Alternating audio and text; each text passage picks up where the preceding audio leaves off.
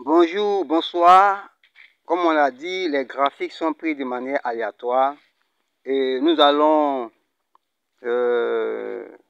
observer, décrire, voir s'il y a des connecteurs, voir s'il y a des positions d'entrée, ce qu'il faut faire, ce qu'il ne faut pas faire, afin de nous familiariser au mouvement des graphiques. Bien, on y va. Go. À notre niveau ici, sur ce graphique-là, voilà, normalement, on voit une bougie verte qui est ascendante, qui monte, et aussitôt crée un décalage pour voir si elle va continuer ou il y aura une bougie contraire. Entre temps, on voit au niveau des composants du MACD le LS qui limite une barre, et puis le MACD, la ligne MACD en rouge là, qui essaie de créer un coude et puis qui est traversé de manière horizontale les barres de histo horizontale. En temps, la bougie qui était verte redevient rouge. Pourquoi? Simplement parce que LS a limité, voilà, une barre. Quand LS limite une barre par le bas, c'est une indécision. C'est une inversion plutôt, donc la bougie rouge est normale. Maintenant, après ça, nous sommes en dynamique. MACD aussi va vouloir limiter la bougie. Il aura sorti des bougies vertes et par la suite, la bougie va essayer de s'échapper pour être plus libre. Donc, ça va entraîner encore une continuation de la hausse, c'est-à-dire que la bougie verte va pouvoir progresser. Mais entre-temps, comme nous connaissons déjà les connecteurs, alors on voit ici que le connecteur est là, mais n'est pas dans les dispositions apprises. Et dans une vidéo, on avait déjà vu que lorsque LS et puis MAC traversent de manière rectiligne histo-horizontale, on entrait en vente, c'est-à-dire que c'est une baisse qui allait s'opérer. Mais ici, j'ai dit que chaque connecteur a son pseudo, c'est-à-dire un élément, a son faux, voilà, qui fait semblant d'être lui. Voilà, donc à nous de bien percevoir. Ici, ce n'est pas le cas. Voilà, ici plutôt, on voit un jeu de positionnement de LS et MACD sur le haut ou le bas des monobars de l'histogramme orienté vers le bas qui sont là, ce qui est l'histogramme qui est en rouge. Donc un va-et-vient de ce qui entraîne un va-et-vient de bougie rouge, bougie verte. Donc nous sommes dans une plage de stagnation de la courbe des prix. Et comme je l'ai dit sur la fenêtre 1, voilà, cela semble assez grand, donc on a l'impression que c'est des opportunités. Non. Ce qui est le plus fondamental, c'est dénicher le connecteur idéal et s'il répond à la configuration apprise dans le guide pratique comment trader. Voilà, donc le guide est là. Voilà. Ici par exemple, on voit que la bougie rouge commence à descendre, c'est normal, puisque elle veut talonner la majeure, la seconde majeure de l'histogramme. Voilà, donc dans le guide on a dit que lorsque les barres de l'histogramme présentent une, deux ou trois majeures, ça va donner le terme de histo étendu.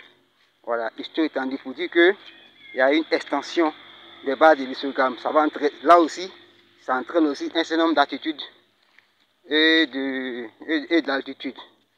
Voilà, donc on voit ici que avec tout ce qui se passe, nous devons rester à l'écart du marché. Nous sommes dans une plage d'instabilité. Et de plus, dans ce mouvement de la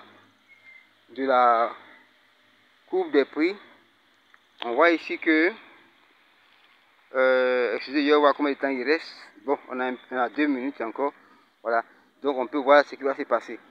Donc ici on voit que, voilà, les va-et-vient, bougie rouge, bougie verte, qui sont plus ou moins des mêmes formes, voilà, sont liés à ce que LS limite une barre, MACD limite une barre, et puis la barre libre aussi se défend.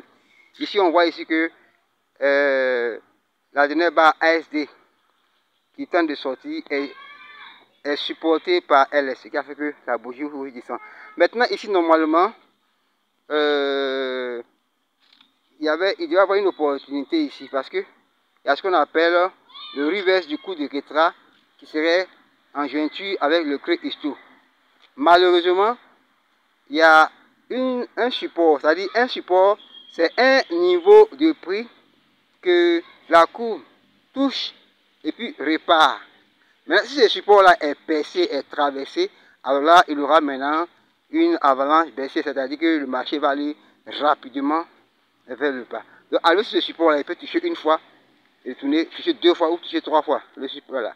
Quand c'est en haut, on parle de résistance. Vous voyez, normalement ici, voilà, intention de creux, voilà, MA et LS qui sont illimités.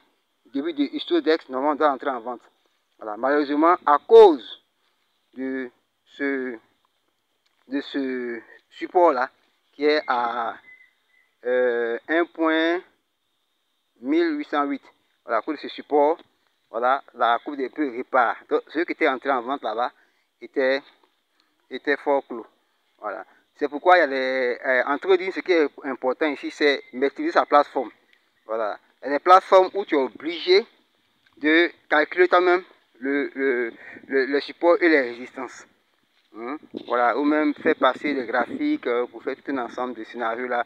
Or, nous sommes en dynamique, la chose évolue. Voilà, donc ce qui n'est pas conseillé.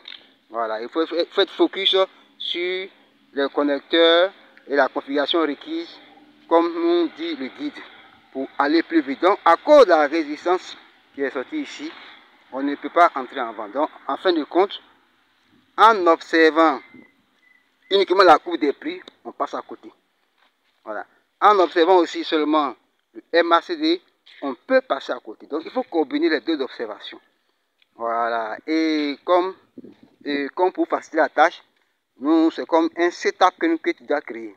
Voilà. Après, je vais essayer d'expliquer dans une autre vidéo le setup du guide pratique. Voilà. Ça sera réservé à tous ceux qui vont se procurer. Voilà. On va avoir ça en bonus. Parce qu'il faut avoir un setup pour pouvoir commencer à trader. Voilà. Bon, je pense bien que la vidéo est terminée. Ah oui, ok. Voilà, la vidéo est terminée. Voilà. Donc, à cause du support, on n'a pas pu prendre une position en vente. Bien vrai que les barres de histo limitaient histodex qui était un connecteur. Maintenant, il y a quelque chose. Lorsque le support est là, la courbe des prix peut taper le support une fois, 2 fois, 3 fois, 4 fois. Donc, on patiente. Si il y a une configuration, un connecteur qui nous permet maintenant d'aller dans le sens de ce rebond là, bon, on prend. Voilà, s'il n'y a pas de connecteur de configuration requise, on laisse couler. Maintenant, s'il traverse aussi, alors on prend. Donc, vous voyez que c'est un jeu de scénario, voilà, basé sur des éléments concrets. Voilà, ce n'est pas une loterie. Voilà. Et ces éléments concrets là, demandent de l'apprentissage, demandent de la compréhension, demandent beaucoup d'exercices et de tests. Donc souvent, après un mois sur des démos, on ne peut pas se lever comme ça par le trader. Voilà, parce que tout ce que vous avez pu faire en démo, bien ce que vous avez vu, le mois prochain, les configurations encore seront différentes, il y aura des changements. Et donc, un guide pratique est mieux pour réduire un peu son ignorance dans le trading. Merci bien à vous et on garde le contact. Que Dieu vous bénisse.